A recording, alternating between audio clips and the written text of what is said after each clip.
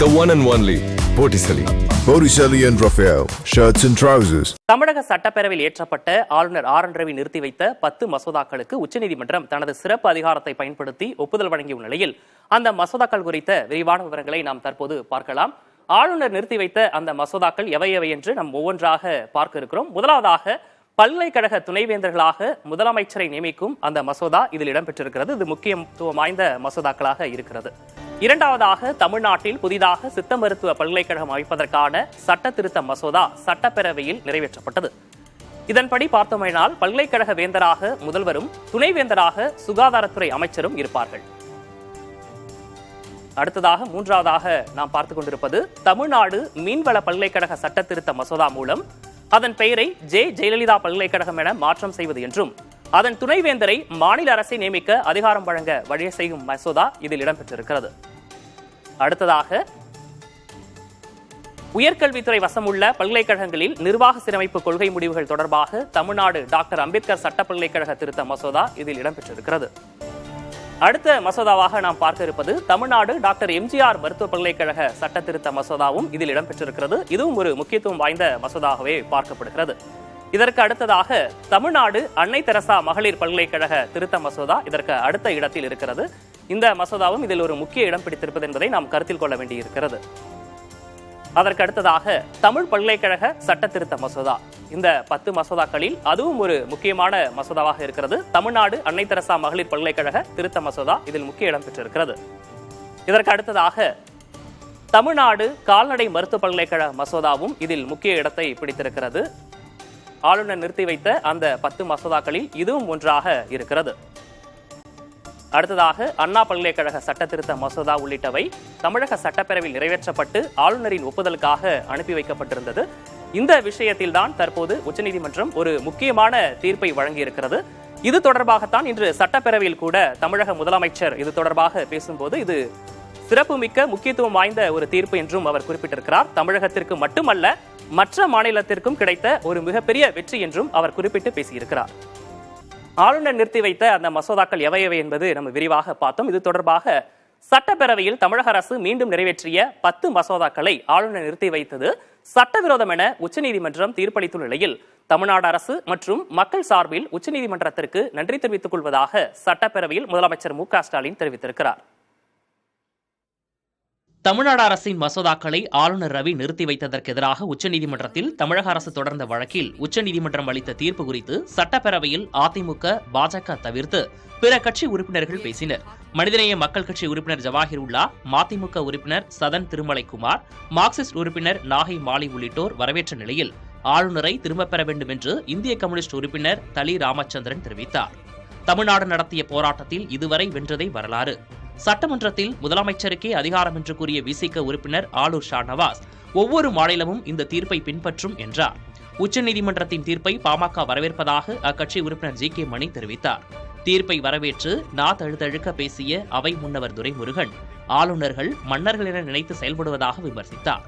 இந்த தீர்ப்பால் தமிழகம் தலை நிமிர்ந்துள்ளது என்று குறிப்பிட்ட அமைச்சர் ரகுபதி சட்ட போராட்டம் என்றைக்கும் வெற்றி தரும் என்றார்.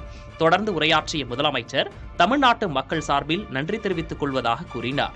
அரசமைப்பு சட்டத்தில் மாநில சட்டமன்றங்களுக்கு அளிக்கப்பட்டிருக்கக்கூடிய உரிமைகளை நிலைநாட்டியதற்கு தமிழ்நாடு அரசு இங்குள்ள அனைத்து உறுப்பினர்கள் நம்மை தேர்ந்தெடுத்த தமிழ்நாட்டு மக்கள் அனைவரின் சார்பிலும் எனது மனமார்ந்த நன்றியை உச்சநீதிமன்றத்திற்கு நான் தெரிவித்துக் கொள்கிறேன். அவை முன்னவர்கள் உருக்கத்தோடு நெகிழ்ச்சியோடு அவர் பேசினார். தலைவர் கலைஞர் அவர்கள் மடியிலே வளர்ந்தவன் என்று சொன்னார். நீங்கள் தலைவர் கலைஞர் அவர்கள் மடியிலே வளர்ந்தவர் என்று சொல்லும்போது நான் எண்ணியது உங்கள் மடியிலே நான் வளர்ந்தவன். ஆகவே கொள்கையிலே நிச்சயமாக உறுதியாக இருப்பேன் என்ற உறுதியோடு இந்த மகிழ்ச்சியை நாம் வெளிப்படுத்தக்கூடிய வகையில் அதிமுக, பிஜேபி உறுப்பினர்கள் தவிர்த்து அனைவரும் மேசையை தட்டி நம்முடைய நன்றியை தெரிவிக்க வேண்டுகிறேன். முன்னதாக பேரவையில் பேசிய முதலமைச்சர் தமிழ்நாடு அரசு நிறைவேற்றி அனுப்பிய 10 மசோதாக்களுக்கு உச்சநீதிமன்றம் ஒப்புதல் அளித்திருப்பது வரலாற்று சிறப்புமிக்க தீர்ப்பு என்றார். நாம் நிறைவேற்றி மாண்புமிகு ஆளுநரின் ஒப்புதலுக்காக அனுப்பி வைத்த பல முக்கிய சட்ட முன்வடிவுகளுக்கு ஒப்புதல் தராமல் திருப்பி அனுப்பினார். அந்த நிலையில் அவற்றை நாம் மீண்டும் இங்கே நிறைவேற்றி அனுப்பி வைத்தோம்.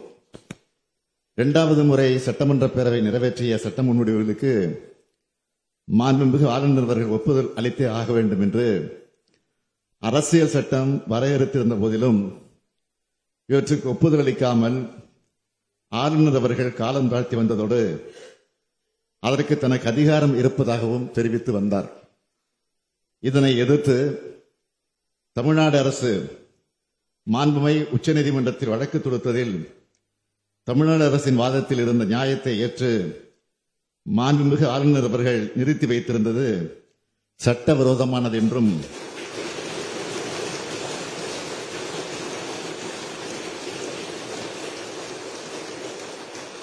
அந்த சட்ட முன்வடிவுகளுக்கும் ஆளுநர் அவர்கள் ஒப்புதல் அளிக்கப்பட்டதாக கருதப்பட வேண்டும் என்றும் தெரிவித்து வரலாற்று சிறப்புமிக்க தீர்ப்பினை இன்றைக்கு மாண்புமை உச்சநீதிமன்றம் வழங்கியுள்ளது. இந்த தீர்ப்பு தமிழ்நாட்டுக்கு மட்டுமின்றி இந்தியாவில் உள்ள அனைத்து மாநில அரசுகளுக்கும் கிடைத்த மாபெரும் வெற்றியாகும். இந்த தீர்ப்பு தமிழ்நாட்டுக்கு மட்டுமின்றி இந்தியாவில் உள்ள அனைத்து மாநில அரசுகளுக்கும் கிடைத்த மாபெரும் வெற்றியாகும். திராவிட முன்னேற்ற கழகத்தின் உயிர் கொள்கையான மாநில சுயாட்சி, மத்திய கூட்டாட்சி தத்துவம் ஆகியவற்றை நிலைநாட்டிட தமிழ்நாடு போராடியது. தமிழ்நாடு போராடும், தமிழ்நாடு வெல்லும்.